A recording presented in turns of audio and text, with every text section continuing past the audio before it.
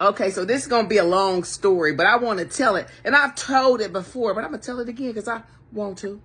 Anyway, so y'all look. So I got this job one time. Now, this was the first time that I ever made this money working for someone. So I was kind of excited. The job was less than 7 minutes from my house, right? Go home for lunch, whatever, right? Been doing therapy for a while. That wasn't the issue. Got to the job. Now, we were the first set of colors to really come into a professional positions like that in this facility, or we were really, really new. We were like the colored crew coming through. The colored crew coming through, nigga. A professional, women. Most of us were women. I get there, right? I'm the only licensed person that they have working the shift that I worked. The other lady, she quit. So, or they fired her, whatever. Anyway, it's kind of hard for us to fit in. You know, we so loud. Don't even got to open up your mouth. You're just loud. Don't be loud like me. You just loud. Okay? Anyway. So, one day, I'm sitting in my boss's office. Now, she has a certification that I don't have, right? But as far as her years of experience and things like that, probably not so much. But anyway, I digress. I'm sitting in her office one day. Another professional woman comes in. Another Caucasian woman comes in. And she's bawling. Well, she's bawling because one of her patients that were in the program prior had passed away. Harmed himself, right? And, you know, unfortunately, he did not survive. She came in and she was crying all upset. And another one followed her in there, right?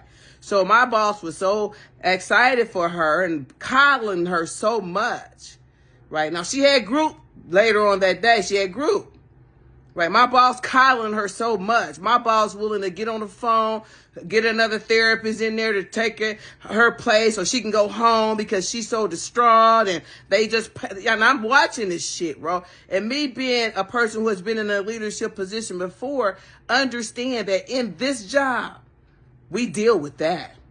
That's something that happens. It's nothing like seeing your client or your patient one day and then going to work the next day and somebody tell you that they passed away.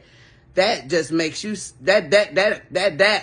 yeah, right? Because you're saying, what could I have done? Could I have said something? Because, you know, it bothers you. So I get that part.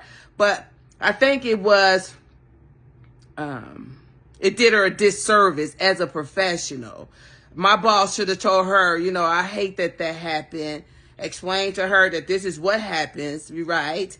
And to go back to group, she'll be able to bond with her new page clients that she had. Tell them how it makes us feel when they harm themselves. It would have created a beautiful experience for her as a therapist. But my boss, you know, called another therapist in so they could take her job for the night, let her go home and ball it out. I was like, damn, that ain't never happened to me. But okay. Well, a few days later, I got something to do. Now, I'm the only licensed professional that you have at night. Now, I done figured out I can stay to this late, but I got to be at this place at 9 o'clock because the place closed, or at least that's what I'm thinking in my mind. So I'm making all these arrangements of how I got to leave on this particular day at 8:30. That's the latest I could go. I get there at 9 o'clock, boom, right? Now, so we have a meeting every day. But this particular day, the boss didn't show up for the meeting, which, you know, a lot of times she didn't show up for the meeting. So I talked to another professional, told her that, you know, asked her if she would be willing to sit with my people for 30 minutes because the group ended at 9 o'clock, right? So I was like, if you could sit with them for 30 minutes, you know, I'd appreciate that. But I got something that I got to do, making these arrangements with this other person. The other lady was like, no problem or whatever, right? So I go later on, find my boss, go to her office, talk to her about me needing to leave. At 8:30, I found another professional who's willing to take over my group, but I got to leave at 8:30. That's as late as I could stay. She asking me 99 fucking questions. Where are you going? Why? Hold up. Slow down. Slow down. Right? Then she gonna say, well, I'm gonna have to write you up. Do what you gotta do. At 8:30, I'm leaving, bro. Right? So, well, what about your people? What if they need somebody? What if there's an emergency? That other professional can handle that. You're not supposed to let the patients think that you're the only person that can help them. She can help them. They can help them. There's an emergency number. They can call that. They can do this. I'm like, I just sat here and watch you coddle this one. And then you giving me the third degree about 30 minutes, bro. Do what you gotta do, bro. At 8:30, I'm leaving. I'm done. I'm done with this conversation, right? So I go to my office. I'm kind of steaming a little bit because I'm tripping. I'm like, okay. So I go out of my office. I get up, I go out of my office with her and the lady that I asked to take over my group for 30 minutes. They right there talking about me like they don't see me. They talking about me like they don't see me. They having a conversation that they shouldn't be having. The other girl is a subordinate. She don't even have no license. She's going to take over my group for 30 minutes, but she's already doing groups. So what? Right? So I'm like, so I go to my boss after that. And I say that was inappropriate and it was unprofessional, right? And I appreciate that shit. If there's something that you need to say, you should have had a meeting with all of us. You're disrespectful. I go to her boss. Her boss say, I don't care, really. I'm going to go with what she say. Oh. And if you think if you're going to quit, you make sure you have your work done. That's what she told me. I said, oh, yeah. And I wanted to do the right thing and give a 2-week notice, bro. So I resigned that day. I said, I got to go before I choke her out and before I go to jail up here with these people that I'm like, okay, look here.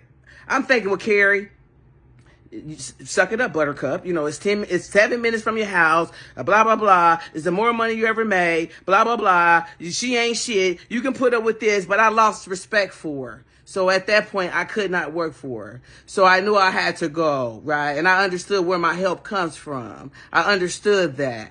But at the time, so I tried to go to work. I couldn't focus. I mean, I felt, I ain't gonna say what I felt.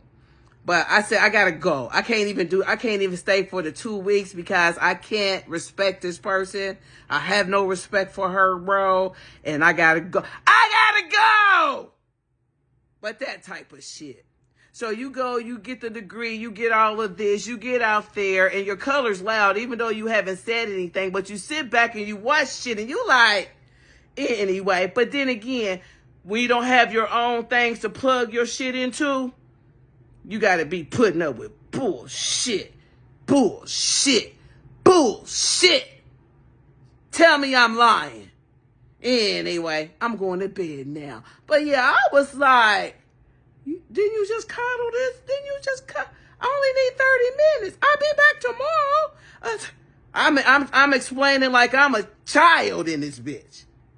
Anyway, and I'm older than you. Oh my God. Anyway, I'm going to bed.